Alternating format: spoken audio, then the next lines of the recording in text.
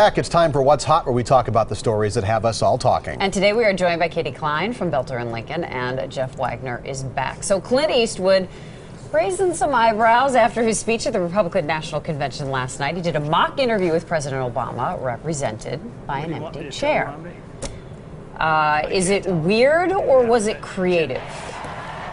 Well, I think it's kind of creative, and I think that anytime you get press, it's good press. I mean, I don't know what you would think. Maybe you agree with me. Maybe you don't. Maybe we should see what Jeff has to say. First of all, Katie Hollywood's calling. I'm ready. see, first of all, I disagree with the premise that any press is good press. People who say that have never had really bad press. Not true. But I thought it was both creative and weird. For everybody that complains about political conventions being completely scripted and nothing new happens. That wasn't boring. Right. It was unique.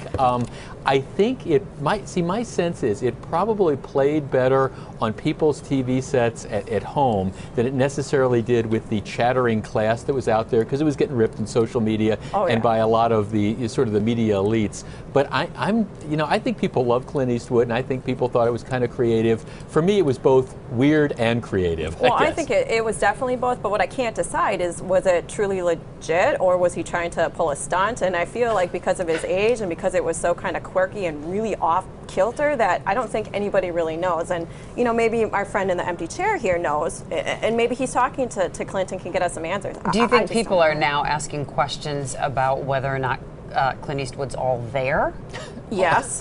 That was the first thing that I thought. I thought, oh, maybe he was not the best person to be standing up there and giving this really important speech. But I mean, maybe he did it. Well, I mean, I know some people probably found it to be a little bit uncomfortable, and other people probably thought, oh, this is Clint Eastwood, and it's fine and it's interesting. I do acknowledge that I didn't think that you'd see any time in the Republican National Convention where you'd hear Clint Eastwood essentially saying, "You want me to do what?" And no, that's physically impossible. I didn't care for that. I thought that was a little crass, especially when you're talking about the President of the United States. He should have completely cut that part out. On the night that Mitt Romney's biggest job was looking presidential, was that the opening act you really wanted? Most definitely.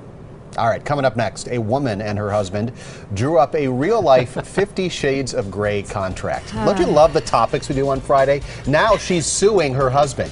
Can she do it? Klein from Boelter and Lincoln, and Jeff Wagner from News Radio 620 WTMJ. So a woman signed a